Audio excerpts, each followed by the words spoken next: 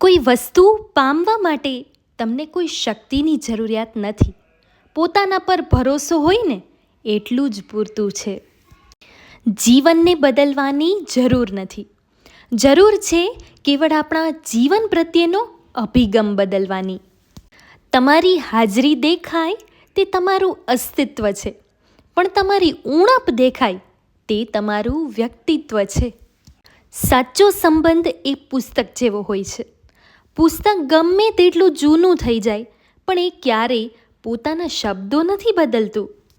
જો ઈરાદો સારો હોય તો નસીબ ક્યારેય ખરાબ નથી હોતું. કિંમત ના હોય ત્યાં વહેંચાવું નહીં, અને કદર ના હોય ત્યાં ઘસાવું નહીં.